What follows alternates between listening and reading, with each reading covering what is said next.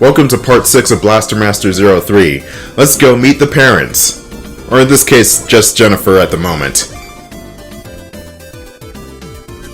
Jennifer is on the satellite NORA. She can analyze Eve's DNA for us. Wow, that was just the most riveting conversation with Jason and Leibniz we've ever had. Leibniz will just straight up ignore you in some cases. Anyway, here's a boss repeat. We're not even at the end game yet, guys. Zero gravity is in effect here, so the boss encounter is actually easier than your first time around. The anti-SF ammo is the quickest way to kill this thing, but you still have your homing lasers to destroy the silver buzzsaws. The strategy is super simple. You go around the room avoiding the buzzsaws. The 0G just makes this boss really easy. Why didn't the Sophia Force make somebody else, or something else? Like have some sort of giant space mechanical dragon thing chase you throughout the turbo tunnel. I don't know, I'm not a designer.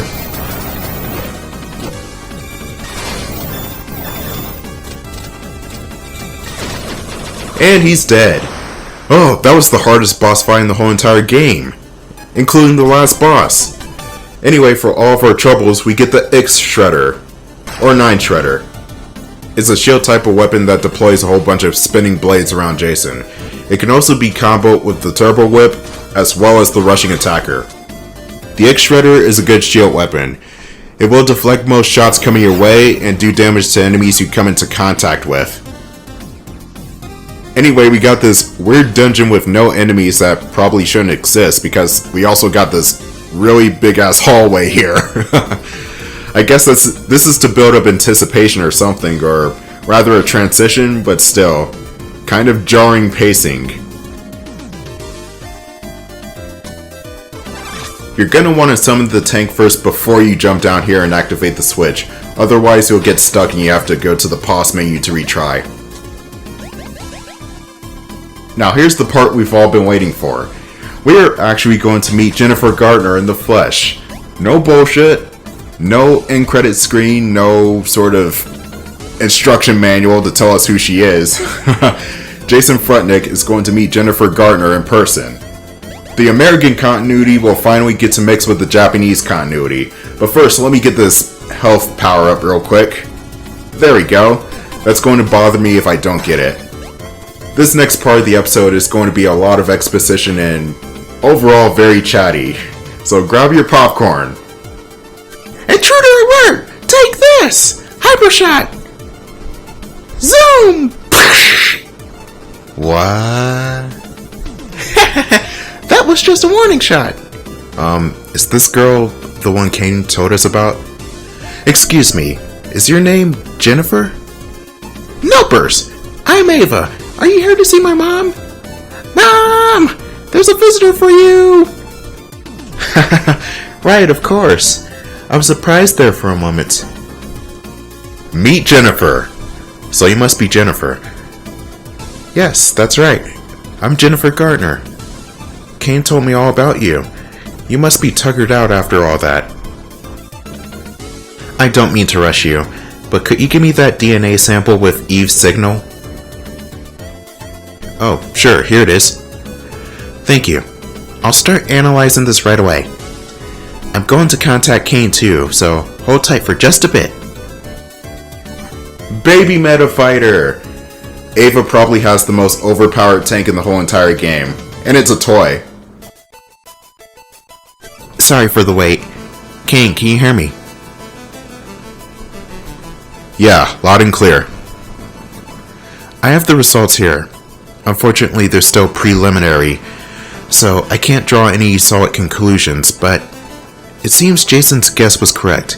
This DNA very likely belongs to Eve. Jennifer, how could a Gynoid like Eve have DNA? Eve was corrupted by the mutant cells she encountered on Earth. She overcame her ordeal as a result of their battles in superdimensional space. Do I have that right, Jason? Oh, yeah, that's right. It really seemed like she was cured. It's merely a hypothesis, but perhaps Eve's body overcame the mutant corruption by changing into an organic life form. Organic life form. So the doll turned into a real girl, huh? You have a real nasty way of talking about other people, don't you? Hey, good for her, right? She's finally human. So wait, you're telling me that Eve was Pinocchio the whole time? If she really did transform from a gynoid to an organic life form, it was because of the mutant cells, which means, if my hypothesis is correct, she's likely more mutant than human. Eve, a mutant? You can't be serious. I recalled the SF detected mutant signals from her, which is why they regard her as such a major threat. It's getting harder to believe that Eve has nothing to do with this new mutant threat that is unfolding. Oh great, we're going to have to kill Eve, do we? The dimensional ruptures are likely connected as well. Her disappearance could be the result of her traveling through one of those ruptures. If she is still in superdimensional space, her transformation could still be ongoing. Those reversal forces in superdimensional space could further alter her DNA structure and transform her into something else entirely. If that happens, she may never be able to return to normal space. We may not have much time left before that happens. We don't know that for sure yet. Still, time is of the essence here.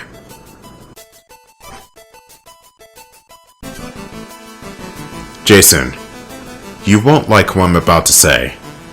If this hypothesis is substantiated, the SF will almost certainly call down the order for Eve's destruction. Even so, it will be very tough to find her in superdimensional space, and a lot of prep is required before undertaking such a dangerous mission. It may not be immediately after the order comes down, but anyone who is aiding Eve at that time will become a high priority target. With the VRV system Eve left for me, I should be able to find her. If I can stop her transformation, there's no reason to destroy her. Ha! You're totally right. It's all so easy to say, at least. What's your problem?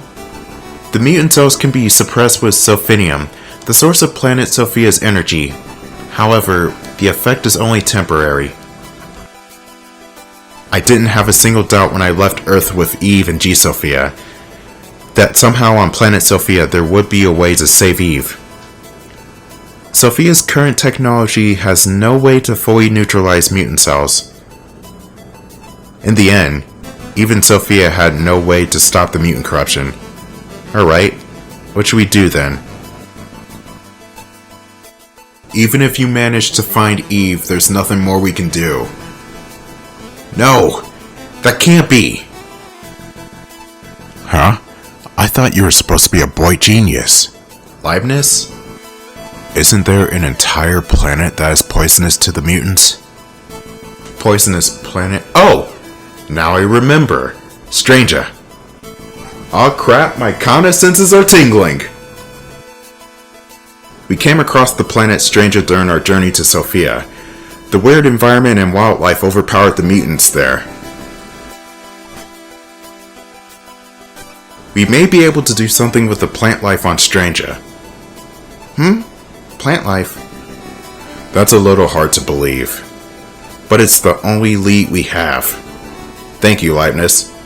Hey, I don't want to see her die. Just you. I still want to see that.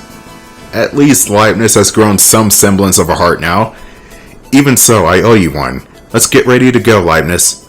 I don't want to go back there. I've only got bad memories of that place. Hold on, Jason. You should take this with you. Aqua Shift. Now that's the Spark Tackle / Burn Spark of BMC3. Aqua Shift? An MA sub-weapon? It turns the MA into a quasi-fluid and shifts its gravity vector into— oh god, this techno-babble. It's a tackle, except you can't actually tackle people. You can just go through walls. Besides, you'll probably need it to get off of NORA. It was originally developed for another MA, Andrea, but unfortunately it wasn't finished in time. You're trying so hard to save Eve, so I thought you should have it. Thank you, Jennifer. I'll bring her back for sure. Well, that was quite the development. Jason might have to destroy the only person he ever truly loved in this world, unless he can figure a way to get Eve out of superdimensional space. The plot thickens. Ava, I'm going to need your toy metal attacker, please. Homing missile! Fire! Whoosh! Whoa! Another warning shot, huh? In what way is a homing missile a warning shot? Ava, be nice. I'm sorry. I hope she didn't bother you, Jason. Kane always teaches her this stuff whenever he's around. She's got promise as an MA pilot. That's right. Ava is Jennifer and Kane's daughter. Guess that makes her something like a little sister to Eve.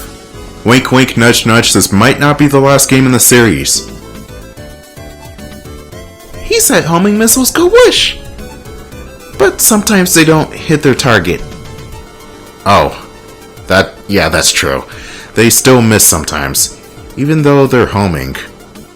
Yeah, sorry about that. I know homing missiles should always hit, but when you have to design missiles to track an enemy whose existence you only recently discovered, that's what happens. It's been 10 years though, so it really should be updated by now, even though it's been 33 years. Oh, Daddy told me about Thunderblade too! He said even when you find a spot to do the big old zappy thing, it doesn't go where you want it to go. I can't do this voice for long. Alright, Eva, that's enough for now. Kane sure is teaching her some strange stuff. Ava, aren't you lonely living so far away from your dad? I'm fine! Even if we're apart, we're always together because we're family. Oh god, the Vin Diesel memes. They're in this game too. That's right. Of course you are. Sorry for the weird question, Ava. You're so silly, Jason. I don't know why I just turned Scottish there for a second. That was weird. That conversation with Ava is going to factor into a later part of the game. I am sure of it. 100%. That or it's just a superfluous conversation for the lulz. I don't know. No, it's the former. Next stop, Stranga. But first, it's a matter of getting to Stranga through one of the stargates that leads to that sector. We're gonna have to say sayonara to Planet Sophia for a while. No planet map from the previous game to guide us. We're going to have to get to Stranga the old-fashioned way.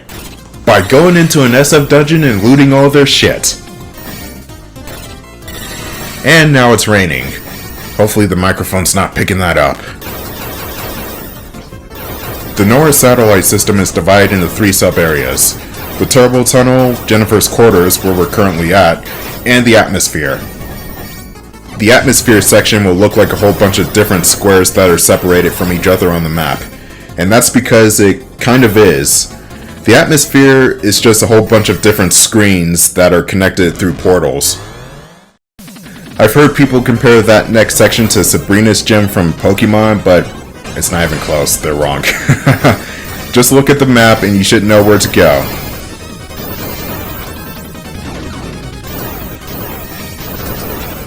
The shotgun really stops those Saw enemies in their tracks. This particular SF dungeon is gigantic. Very gigantic. The normal route for this dungeon is painful, and it takes forever to get through if you're doing that run.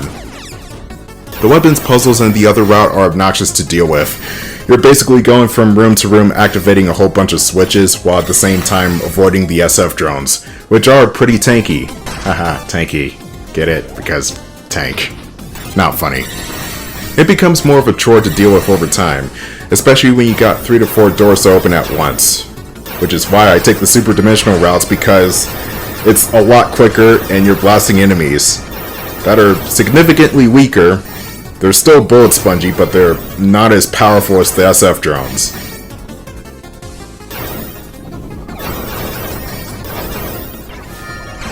The GOSR enemies have 2 different attacks.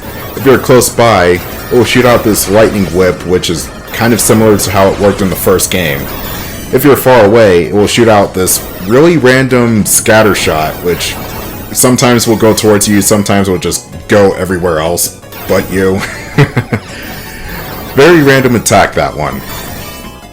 The Beehive mutants, though, are probably the most troublesome enemies in any given area.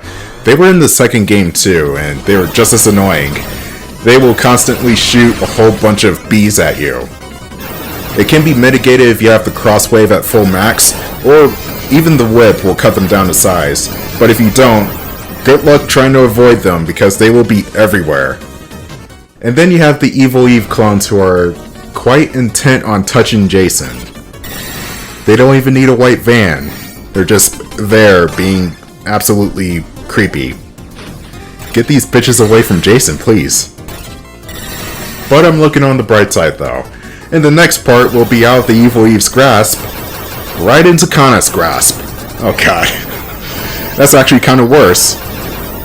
And no, that's not a spoiler, as some of the later advertisements for this game stated that Kana was going to return in some shape or form. So, yeah, we're going to see the Melon Lord again. Or the Melon Metafighter. Or the Melon Fighter. Yeah, we're just gonna call it Chubakase Senkei Melon Fight from now on. Don't you mean Metafight? No, I mean Melon Fight. Don't be surprised if I subtitle the next video like that, because I'm just that crazy. Oh god, this is a bad setup right here. Oh, there's 3 of them. Thanks, random generator. Thanks.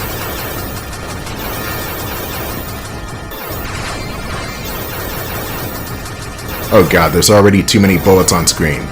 Go Ez, go home. You're drunk. Lay off the Halloweeny martinis, please. I did not mean to leave the room. His health is probably back now. Fuck it, I'll go past him. Thank God for blast counters, it actually stuns the Go SRs. I wasn't kidding when I said this game was harder than the rest of them. The only thing stopping Blaster Master 03 from being harder than the original Blaster Master is checkpoints. And unlimited continues, that's it. But otherwise, some of the stage design is hazardous, and the enemies can be downright brutal. And that includes the final boss. Depending on what you choose, you can either have a really easy time with a boss fight where you can't die, so much for the final boss, or you could be fighting Lord Brevin himself, in a tank. So yeah, the game loves its fanbase, and the designers love the fanbase too, but it's also not nice to you, and you won't win easily.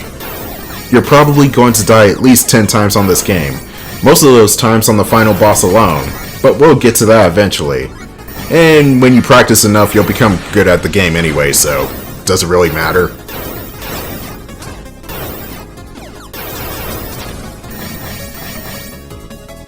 Oh god damn it, get me out of this cosmic bowling alley nonsense area. What is this? It really does remind me of a bowling alley, this background. And I don't even like bowling.